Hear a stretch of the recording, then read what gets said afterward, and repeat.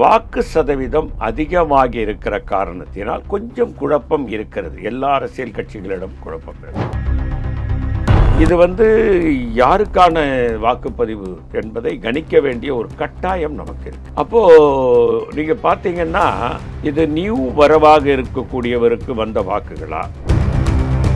அதே நேரத்தில் நீங்க பாத்தீங்கன்னா சில கருத்து கணிப்புகள் அண்ணா திராவிட முன்னேற்ற கழகம் நெருங்கி வரும், விஜயும் ஒரு சில இடங்களில் வெற்றி கூட பெற்று விடுவார் என்று கூறுகின்ற அளவில் இருக்கு.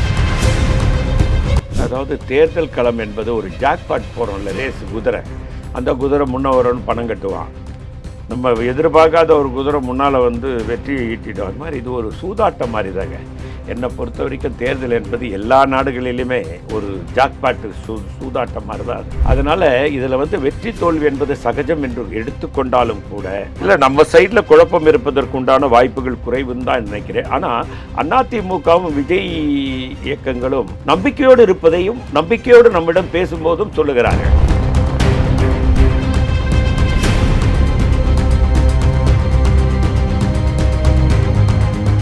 ரியல் ஒன் உறவுகளே, நடுநிலையோடு பொறுப்புடன் செய்திகளை வழங்கி பல லட்சக்கணக்கான மக்களின் நம்பிக்கையை பெற்ற நமது சேனலின் வளர்ச்சிக்கு உங்கள் ஆதரவு தேவை. இந்த ஊடக பயணம் தொடர்ந்து வலுப்பெற திரையில் தெரியும் QR கோட் ஸ்கேன் செய்தோ அல்லது டிஸ்கிரிப்ஷனில் உள்ள வங்கி விவரங்கள் மூலம் உங்களால் முடிந்த அளவு சப்போர்ட் செய்யுங்கள். உங்கள் ஒவ்வொரு ஆதரவும் நமது குரலை இன்னும் பல லட்சம் பேரிடம் கொண்டு செல்ல உதவும். ரியல் ஒன் நேயர்களுக்கு வணக்கம். இன்று நம்மளுடைய நேர்காணலுக்கு காங்கிரஸ் கட்சியை சேர்ந்த திரு பொன் கிருஷ்ணமூர்த்தி அவர்கள் இணைஞ்சிருக்காங்க.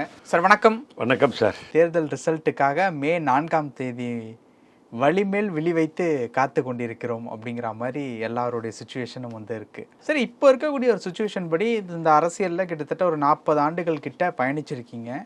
எலெக்ஷன் முடிந்ததன் பிறகே ஓரளவு ரிசல்ட்டை கணிக்கக்கூடிய ஒரு அனுபவம் உங்களிடம் இருக்கும். அதனால கேட்குறோம், கொஞ்சம் தெளிவான பதிலை கொடுங்க. அந்த தெளிவு இல்லாமல் தான் நிறைய பேர் சுற்றிக்கிட்டு இருக்கோம். என்ன சொல்கிறாங்க ரிப்போர்ட் எல்லாம்? சார், அதாவது வாக்குப்பதிவு அதிகமாக இந்த தடவை ஆயிருக்கு. இது வரைக்கும் தமிழக வரலாற்றில், சுதந்திரம் கிடைச்சதுலேருந்து தமிழக வரலாற்றில் ஆஃப்டர் ஃப்ரீடம் 85.14 என்னவோ அபோவ் 85 வாக்கு சதவீதம் இதுவரையில் நடந்தது இல்லை. ஆனால் வாக்கு சதவீதம் அதிகமாகி இருக்கிற காரணத்தினால் கொஞ்சம் குழப்பம் இருக்கிறது. எல்லா அரசியல் கட்சிகளிடம் குழப்பம் இருக்கிறது. அந்த வாக்குகள் யாருடைய வாக்குகள், எப்படி அவ்வளோ எஸ்ஐஆரை சொல்கிறாங்க.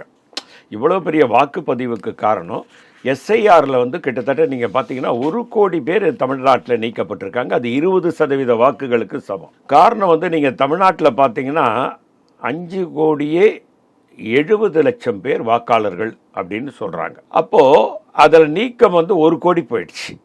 1 கோடி போயிடுச்சுன்னா மீதி 4,70,000 வாக்காளர் தான் இருப்பாங்க. அப்போ 20% வாக்காளர்கள் போயிட்டதுனால அது அதிகமாச்சுன்னு சொல்கிறாங்க. அந்த கூற்று சரியா என்ற சந்தேகம் எனக்கே இருக்குது.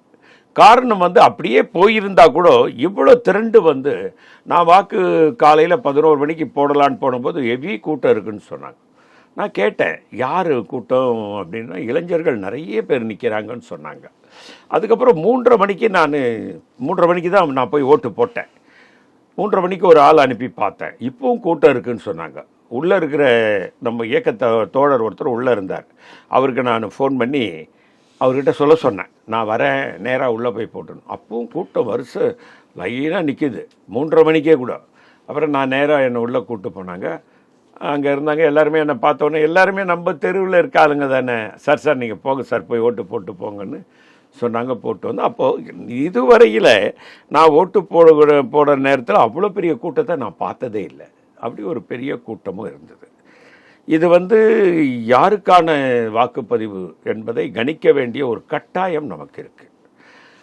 அப்போது நீங்கள் பார்த்தீங்கன்னா இது நியூ வரவாக இருக்கக்கூடியவருக்கு வந்த வாக்குகளா, இல்லை ஆளுங்கட்சி நன்றாக ஆட்சி நடத்தினார்கள் என்பதற்காக வந்த வாக்குகளா என்பதை நாம் சிந்தித்து பார்க்க வேண்டியிருக்கு. ஆனால் கடந்த 5 ஆண்டுகளில் திராவிட முன்னேற்ற கழகம் நல்ல முறையில் ஆட்சி நடத்தியிருக்கிறார்கள் என்று நான் கூறுவேன்.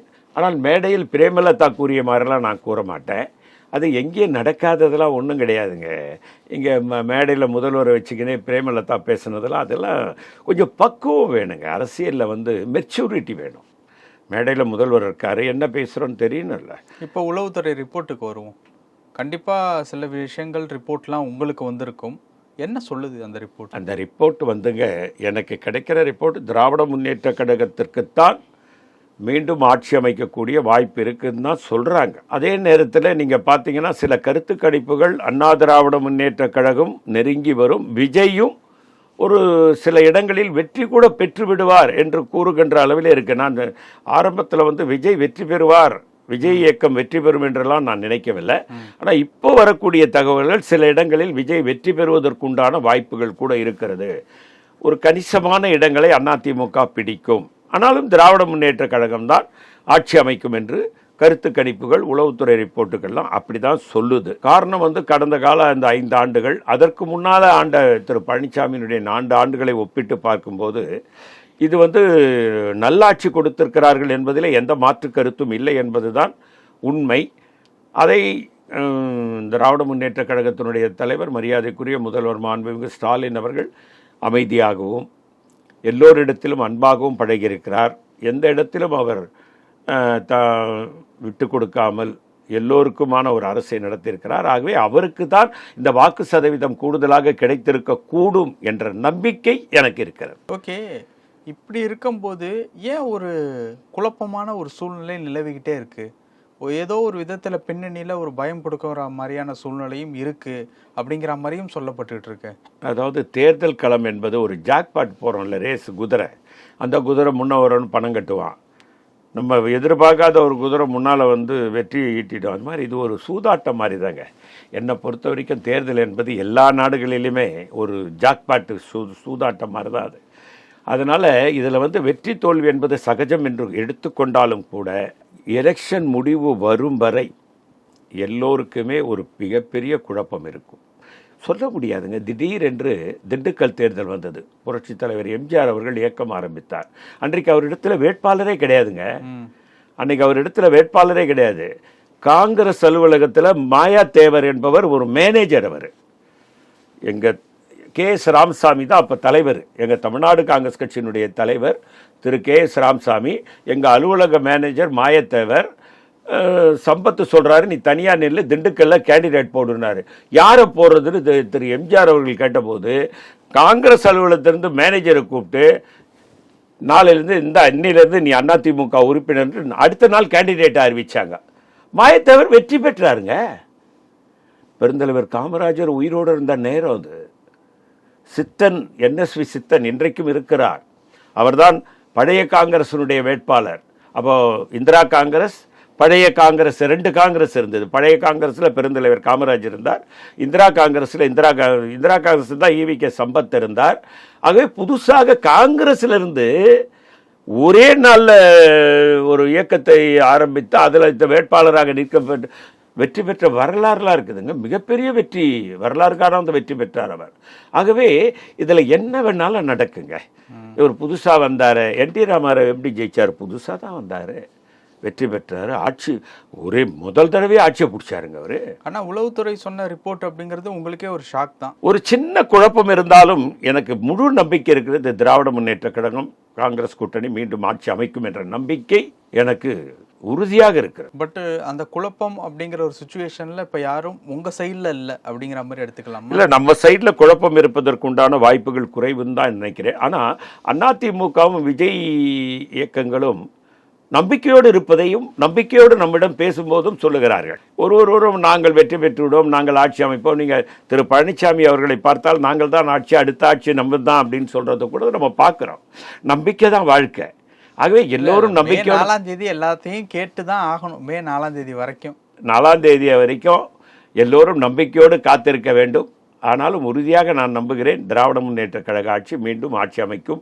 திரு ஸ்டாலின் மீண்டும் முதல்வராவார் என்ற அழுத்தத்தோடு நான் நம்பிக்கையோடு பதிவு செய்ய வரும். பல விஷயங்கள் பேசியிருக்கோம். நன்றி சார். நன்றி, வணக்கம் சார். ரியல் ஒன் உறவுகளே, நடுநிலையோடு பொறுப்புடன் செய்திகளை வழங்கி பல லட்சக்கணக்கான மக்களின் நம்பிக்கையை பெற்ற நமது சேனலின் வளர்ச்சிக்கு உங்கள் ஆதரவு தேவை. இந்த ஊடக பயணம் தொடர்ந்து வலுப்பெற திரையில் தெரியும் QR கோட் ஸ்கேன் செய்தோ அல்லது டிஸ்கிரிப்ஷனில் உள்ள வங்கி விவரங்கள் மூலம் உங்களால் முடிந்த அளவு சப்போர்ட் செய்யுங்கள். உங்கள் ஒவ்வொரு ஆதரவும் நமது குரலை இன்னும் பல லட்சம் பேரிடம் கொண்டு செல்ல உதவும். இன்னும் அதிக மக்களை சென்றடைய வேண்டுமா? இன்றைய டிஜிட்டல் உலகில் சரியான ப்ரமோஷன் தான் வெற்றியின் முதல் படி. தமிழகம் முழுவதும் பல லட்சக்கணக்கான பார்வையாளர்களை தினமும் சென்றடையும் ரியல் ஒன் யூடியூப் சேனல்களில் உங்கள் பிசினஸ் இனி எல்லோரும் அறியட்டும். குறைந்த செலவில் அதிக ரீச். உங்கள் பிராண்டுக்கு நம்பிக்கையும் வளர்ச்சியும் சேர்க்க இன்றே எங்களை தொடர்பு கொள்ளுங்கள். 9280087164